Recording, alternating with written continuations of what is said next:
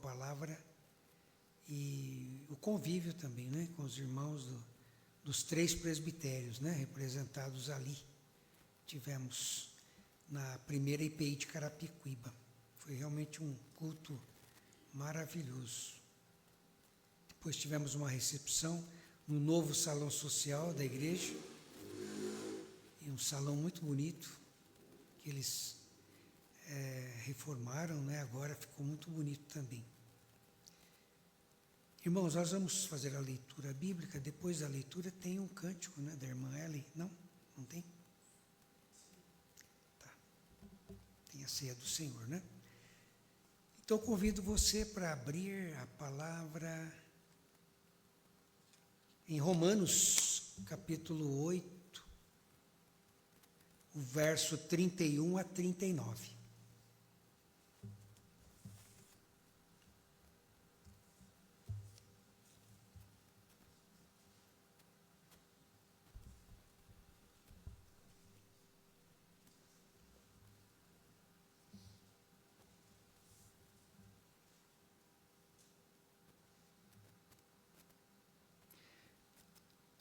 Que diremos, pois, à vista destas coisas? Se Deus é por nós, quem será contra nós? Aquele que não poupou o seu próprio filho, antes por nós o entregou. Porventura não nos dará graciosamente com ele todas as coisas? Quem tentará acusação contra os eleitos de Deus? É Deus quem os justifica. Quem os condenará? É Cristo Jesus quem morreu, ou antes quem ressuscitou, o qual está à direita de Deus e também intercede por nós. Quem nos separará do amor de Cristo?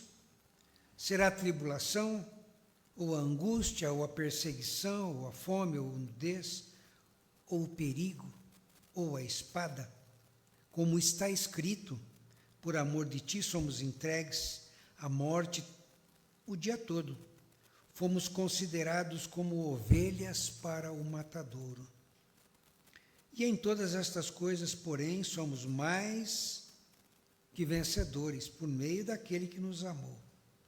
Porque eu estou bem certo de que nem a morte, nem a vida, nem os anjos, nem os principados, nem as coisas do presente, nem do porvir, nem os poderes, nem a altura, nem a profundidade, nem qualquer outra criatura poderá nos separar do amor de Deus que está em Cristo Jesus, o nosso Senhor. Amém?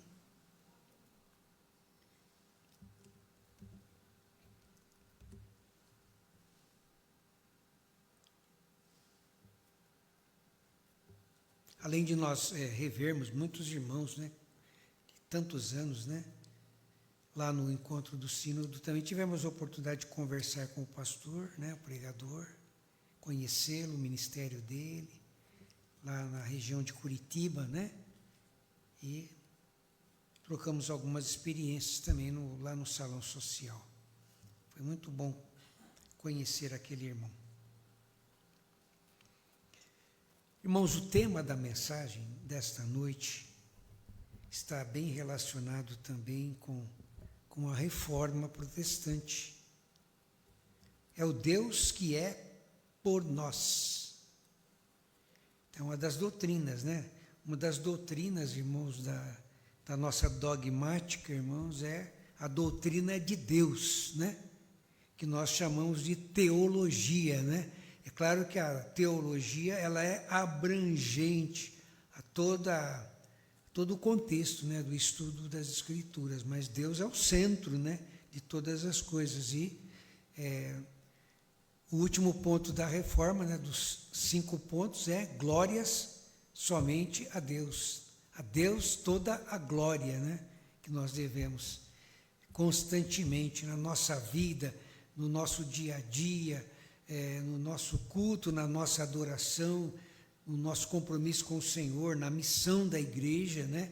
É glorificar o nome do Senhor. Então é Deus, né? O Senhor Criador, né, dos céus e da terra. E neste último 31 de outubro, né, que foi na sexta-feira, nós comemoramos os 508 anos da Reforma Protestante, né, quando Martinho Lutero afixou as 95 teses, né, lá na porta da igreja do castelo, na cidade de Wittenberg, na Alemanha. E essas 95 teses condenavam, né, a venda de indulgências, que era uma espécie de documento que garantia o perdão de pecados. E as pessoas compravam, né? E o Papa da época precisava reformar a Basílica, né, de São Pedro, e estavam em dificuldades financeiras lá. Então ele resolveu criar essa doutrina, esse dogma na igreja. E isso incomodou Lutero, né? Porque Lutero era um monge agostiniano, ele acreditava aliás, os agostinianos, né, da linha de Agostinho, né, de Santo Agostinho, acreditavam no perdão de pecados através do autoflagelo, através do fato de que eles tinham que se sacrificar diante de Deus para obter o perdão. E eles tinham o costume mesmo de se chicotear às vezes, e eles praticavam o autoflagelo. E Lutero sofria muito, irmãos, porque ele não aceitava o fato de que aquilo estava sendo garantia para a sua salvação. Foi assim que Lutero, sendo um pesquisador, ele foi estudar, né, o livro de Romanos e fez a sua tese de doutorado no Instituto Bíblico de Roma. E descobriu no texto de Romanos, dentro da sua análise, né, lá nos originais, a partir do latim, do grego, do hebraico, ele descobriu que a salvação não era pelo sacrifício humano, mas era pela graça, pela fé. Então, somente através do amor de Deus. Deus nos amou. Irmãos, Deus nos criou por causa do seu amor. Uma vez eu ouvi uma mensagem de um pregador que ele disse o seguinte, ele falou assim: Deus tinha um amor tão grande no seu coração que ele precisava dividir com alguém. Então ele criou os seres, né? Primeiramente os anjos, depois os homens e os seres, todos os seres viventes, porque ele precisava dividir o seu amor. E é interessante, irmãos, uma coisa que nós temos que aprender, né? A Bíblia diz lá em Tessalonicenses: em tudo dai graças, porque esta é a vontade de Deus em Cristo Jesus para convosco. O Senhor criava e ele dava graças. Olha que interessante. Lá no Gênesis diz assim: e Deus criou e viu que tudo era bom. Então ele ficava feliz, ele glorificava a criação, ele exaltava, né, a sua criação. E nós temos que aprender a agradecer assim como Deus fez com tudo aquilo que ele criou. E neste último 31 de outubro, né, que nós comemoramos a reforma, né, a reforma nos ensina que devemos olhar para o alto, para cima. Devemos olhar para Deus e não para os homens, né? Porque, irmãos, nós homens somos falhos, né? Pecadores. Lá o primeiro homem criado desobedeceu a Deus, porque sofreu o engano, né, da tentação de querer ser igual a Deus, assim como já Lúcifer, antecipadamente o príncipe dos anjos lá, né, na época, quis ser igual a Deus, irmãos. E o que aconteceu? Ele caiu. E 1/3 dos anjos caíram com ele. Lúcifer, que quer dizer, no hebraico, filho da luz. Olha que situação, né? Um anjo decaído. Mas, irmãos, veja bem, o Senhor não olhou em conta, né, o pecado do homem e providenciou a sua redenção. O homem desobedeceu, Nós somos pecadores porque desobedecemos ao Senhor. A fé é fruto da obediência.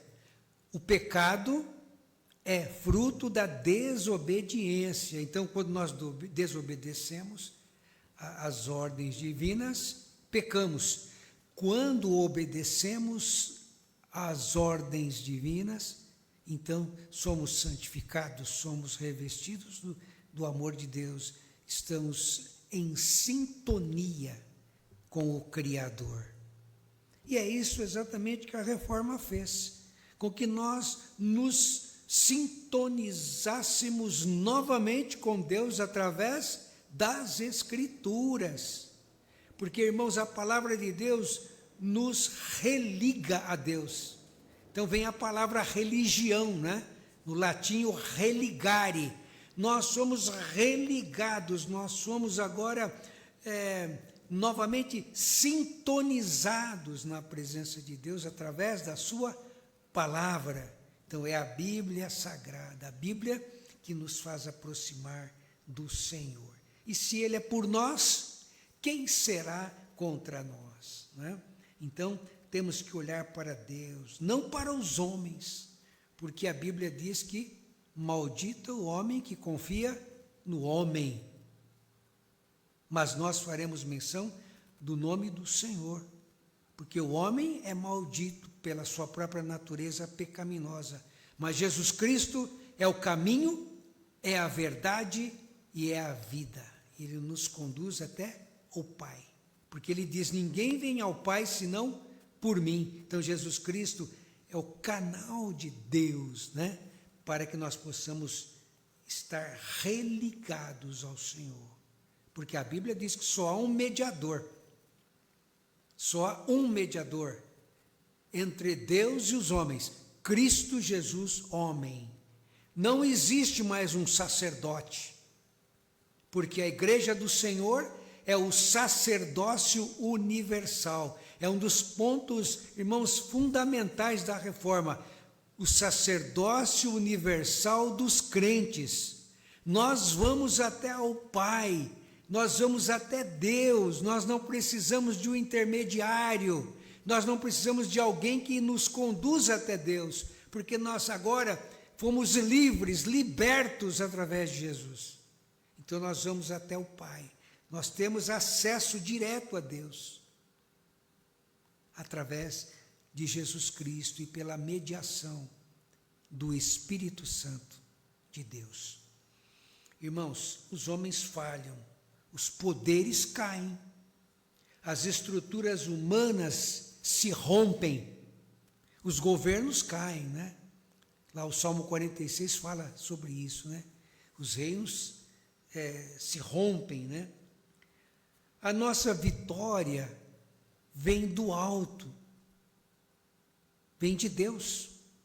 Toda boa dádiva e todo o dom perfeito vem do alto, do Pai das luzes. E nele não há mudança e nem sombra de variação, irmãos, porque Deus é perfeito, Ele é pleno, Ele é completo. E quanto mais nos aproximamos dEle, nos aperfeiçoamos, porque o Senhor falou para Moisés, Moisés, anda na minha presença e ser perfeito. Não, a perfeição não é pela própria natureza humana, mas é a perfeição de Deus que vem até nós, gerando então uma empatia espiritual. É o Deus que age e se aproxima das nossas vidas. Então, neste texto que nós acabamos de ler, irmãos, nós encontramos toda a manifestação, né, deste amor, né, do amor de Deus, através de seu Filho Jesus Cristo, para nos alcançar e nos resgatar. Então o texto vai dizendo, né, se Deus é por nós, quem será contra nós, né? Aquele que não poupou o seu próprio Filho, porque Jesus Cristo, irmãos, é o único Filho de Deus gerado, Ele é unigênito, nós somos filhos por adoção, mas Jesus Cristo é Filho gerado. E se é Deus quem os justifica, quem os condenará, né? Quer dizer, se nós fomos eleitos em Deus, quem pode nos acusar? Não é tentação, não é o diabo que vai nos derrubar.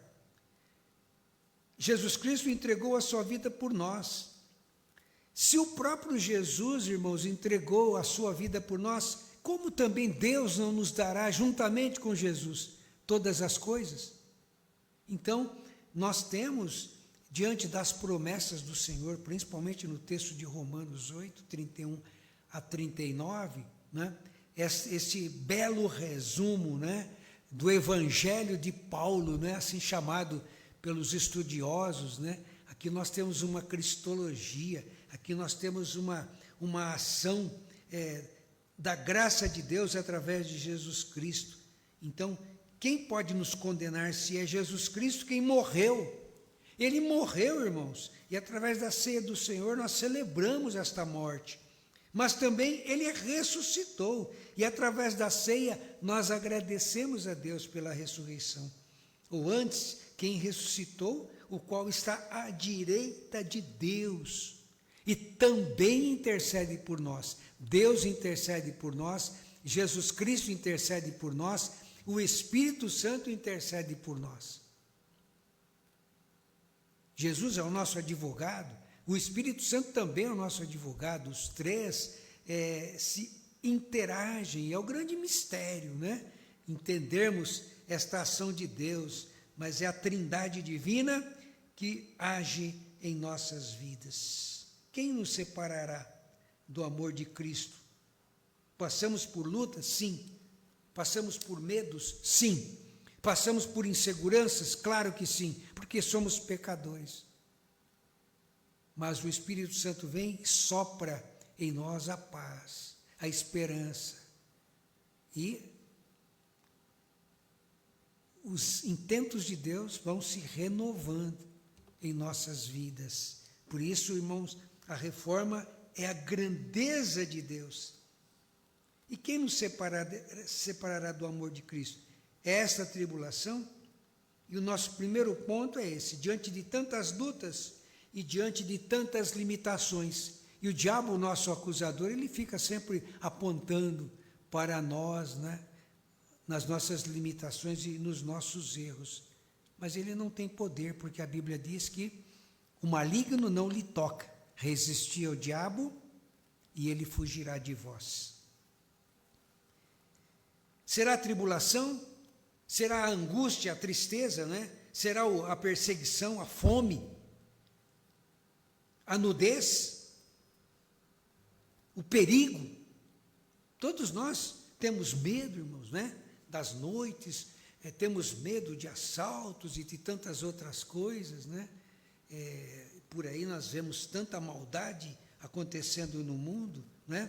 Mas, irmãos, será que essas situações vão nos separar do amor de Cristo? A espada, a guerra, como está escrito lá no texto do Antigo Testamento: por amor de ti somos entregues à morte todos os dias e considerados como ovelhas para o matadouro. Então, irmãos, aqui nós temos a profecia do próprio Jesus, né? Que morreu na cruz. Ele foi como uma ovelha para o matadouro. Sofreu as dores da cruz por amor a nós. Então, olhando para o alto, irmãos, nós vencemos as adversidades, aquilo que é contrário. Quando você olha para o alto, você vê o quê? O universo. Você vê a imensidão, né? A filosofia quântica, ela diz que o universo conspira ao nosso favor, né? Isso é filosofia materialista, né? O universo, irmãos, é Deus. O universo é o Senhor. Quando você olha para o alto, é o Senhor da glória, é Ele que conspira ao nosso favor. Porque o universo está sujeito às suas mãos. O universo é muito menor diante da grandeza de Deus. Segundo ponto, olhando para o alto, nós vencemos as adversidades, como nós citamos. No primeiro ponto, diante de tantas lutas, diante de tantas limitações, Deus é maior. E olhando para este universo, olhando para o alto, nós vencemos, né? É o segundo ponto, as nossas adversidades.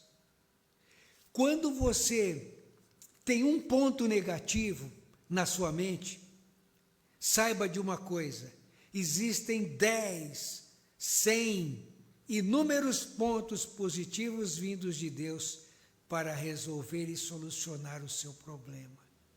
Então, às vezes, nós temos um ponto, que nos prendemos àquele ponto, àquela situação, achando que as coisas não vão resolver.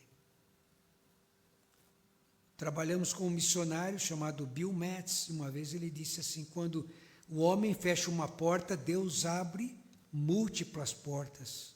Deus abre muitas portas. Então é isso. Quando você se sente coibido, quando você se sente impedido na sua caminhada ou na sua decisão, nos seus planos, nos seus objetivos, saiba que o Senhor quer te dar o norteamento, Ele quer te dar o direcionamento, Ele quer te dar as respostas diante das suas indagações. Então, olhando para o alto, nós vencemos os nossos inimigos, os nossos medos, os nossos conflitos, as nossas dores, as nossas angústias, as nossas inseguranças. Então, o castigo que nos traz a paz estava sobre ele, e sobre as pisaduras dele, de Jesus, nós fomos sarados. E o terceiro ponto, irmãos, o amor de Deus é maior do que tantas contrariedades, né? É o tema da nossa mensagem, né? O Deus que é por nós. Se Deus é por nós, quem será contra nós? O amor de Deus é maior do que tantas contrariedades, né? Irmãos, tem um versículo na Bíblia que diz assim: Deus é amor. Então nós temos aqui um substantivo, nós temos aqui um verbo e nós temos aqui um adjetivo. Deus é o maior substantivo da história, porque todas as coisas foram feitas por Ele, e sem Ele nada do que foi feito se fez. Deus fez, a Bíblia diz que no princípio Deus criou os céus e a terra através de Jesus, né? Porque Jesus já estava com Deus naquele momento da criação. Mas o Senhor é maior do que todas as contrariedades. Deus é infinito na sua criação, porque toda a criação está sujeita a Ele. Tudo que foi criado, irmãos, foi criado por Deus. Mas alguém diz assim: mas como que Deus criou, né? Um cientista até quis levantar essa questão, e um outro teólogo disse assim: Deus criou, se Deus criou todas as coisas, o criar está sujeito a Ele. Então, o fato de se criar alguma coisa, porque Deus é o Criador, tudo vem dele. E se você souber utilizar o verbo da forma correta, porque no princípio era o verbo, a palavra verbo vem do latim, né? Que é a palavra verbum, que significa o quê? Substância, significa conteúdo. Então, a palavra verbo é a palavra conteúdo. Então, tudo vem dele. Deus criou os conteúdos. Não foi a internet que criou o conteúdo, foi Deus, né? Deus criou tudo. Então, o verbo tem significado? Sim. Por exemplo, todo verbo tem que ter sentido, né? O pessoal fala assim: mas quem criou Deus? Deus criou, Deus é o criar. Quem inventou Deus? Deus é o inventor, Ele que inventa todas as coisas. Ele é o inventor por excelência. Nós podemos inventar alguma coisa porque nós somos feitos à imagem e semelhança de Deus. E aí, cada vez que você cita um verbo, o verbo é Deus. Ele criou todos os verbos. Então, Ele é esse substantivo pleno, completo, absoluto, o verbo ser, que é o verbo de ligação, né? É um verbo que ele tem sentidos múltiplos, né? Ser, estar, permanecer. Deus é amor, Deus está com o amor, Deus permanece no amor. Então, o verbo de ligação. E o amor, que é o adjetivo pleno, né? Eu creio que é a palavra mais plena, uma das mais plenas da criação do Senhor, porque tudo Ele fez por amor. E nós entendemos a vontade de Deus, porque a Bíblia diz que nós amamos porque Deus amou primeiro. E nesse terceiro ponto, o amor de Deus é maior do que tantas contrariedades. Por amor de ti, somos entregues à morte todos os dias. Irmãos, e é o amor de Deus que nos faz superar as limitações, as angústias, os medos, as inseguranças. Então, se você sentir o medo, o salmista diz assim: no dia em que eu temer, eu hei de confiar em ti.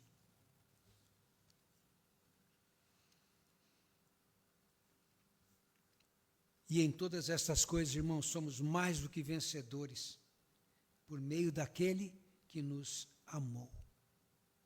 Nós poderíamos utilizar esse versículo na teologia da prosperidade, né? Muito falada nos nossos dias, né? Mas, irmãos, Deus não se resume somente ao fato de que, se formos prósperos, estamos vivendo a plena fé. Não, porque a Bíblia diz que no mundo tereis aflições, e você pode ser um vencedor diante das aflições, diante das perdas, diante das regressões.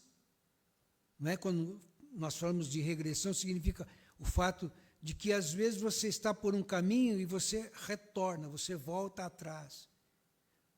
Porque às vezes não é o caminho que você deve seguir. Então Deus permite com que você volte e recomece. E quantas vezes você pode voltar e recomeçar? Voltar e recomeçar.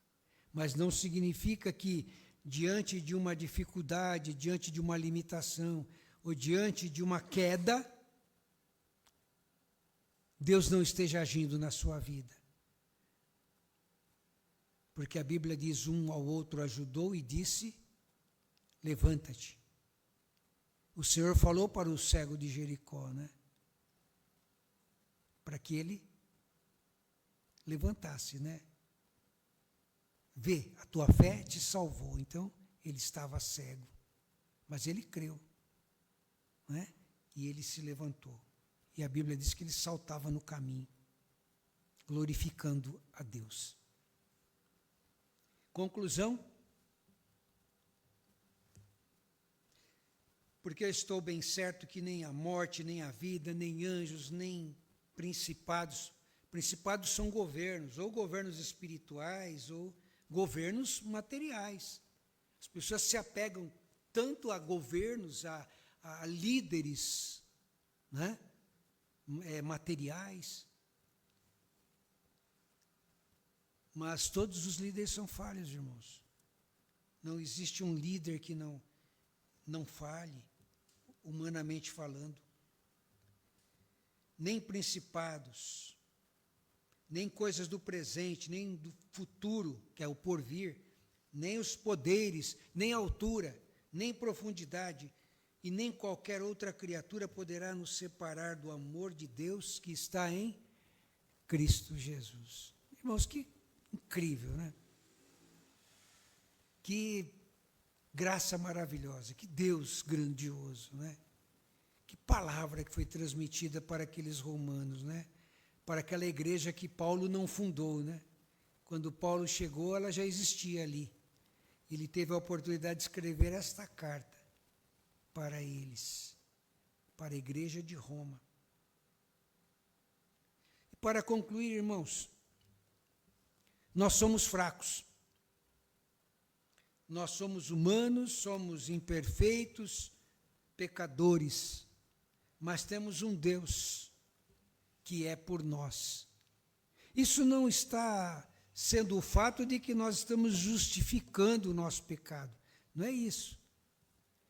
É o fato de que, ainda que pecadores, porém redimidos, porém resgatados, porém transformados por Jesus, então nós temos esse livre acesso ao Pai, livre acesso ao nosso Deus, que nos ama, que nos cerca, irmãos, que vem até nós, que nos persegue, né? Como dizia lá o reverendo Júlio Andrade Ferreira, né?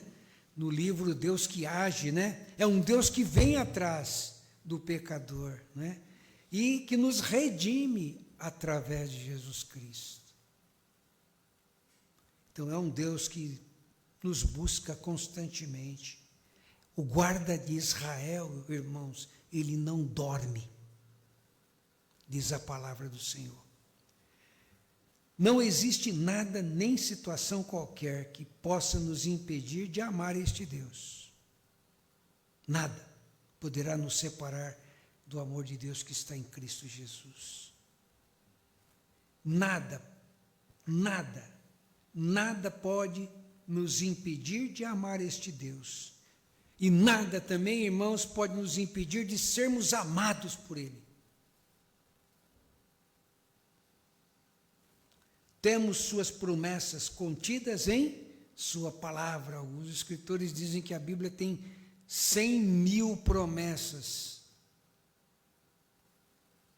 E quantas destas promessas você tem tomado posse? Portanto, irmãos, reforma é vivermos em novidade de vida, crendo neste Deus que é amor. Amém? Irmãos, o Senhor Jesus, na noite em que foi traído, naquela noite, antecipando, né, aqueles dias da sua morte, né, ele chamou os seus discípulos porque ele sabia que ele ia morrer na cruz, né? E ele celebrou a ceia que poderia ter sido celebrada no domingo da Páscoa, mas ele celebrou antecipadamente. E nós o fazemos também porque nós celebramos a Páscoa do Senhor, né? Da morte e da ressurreição. Então a nossa Páscoa, irmão, celebra a morte e a ressurreição. Mas nós temos um terceiro estágio da celebração, porque ela é contínua, né? Então nós temos a celebração da ceia do Senhor, ela é contínua, ela é permanente. Então nós celebramos a morte, nós celebramos a ressurreição e nós celebramos até que Ele venha. Então, enquanto Jesus Cristo não voltar, a nossa missão, a nossa responsabilidade é participar, celebrar a ceia do Senhor, dizendo Maranata, que quer dizer, ora, vem Senhor. Então, quando nós celebramos a ceia, dentro desse processo em que Jesus Cristo determinou, na sua instituição, quando ele institui a ceia do Senhor, esta ordenança, então nós estamos dizendo também através da ceia, ora, vem Senhor. Então, enquanto Jesus Cristo não voltar, celebraremos a ceia do Senhor. E Jesus Cristo disse aos seus discípulos, a minha maior alegria é quando eu hei de beber convosco desta ceia na casa de meu Pai. Então, fazer isto em memória de mim, diz o Senhor. Vamos orar, feche seus olhos no seu lugar e vamos agradecer. Pai, te damos graças, Senhor, pelo privilégio que temos de poder participar da ceia do Senhor. Pai, obrigado porque Jesus Cristo ofereceu-se a nós e tornou-se um mediador. Pai, derramando o seu sangue na cruz como propiciação, sendo agora o sumo sacerdote eterno, Rei dos reis e Senhor dos senhores. Pai, te agradecemos por Jesus, pelo ato da cruz, porque através daquele ato de cruz fomos redimidos, fomos perdoados e alcançamos o teu grande amor, através do amor de Jesus Cristo também por nós. Pai, obrigado porque podemos participar da ceia do Senhor. Abençoa, Pai, este ato, este momento de celebração. Em nome de Jesus Cristo, te louvamos e te agradecemos. Amém. Convido o pastor Fabiano a estar comigo aqui à mesa, também os irmãos presbíteros, para distribuírem os elementos.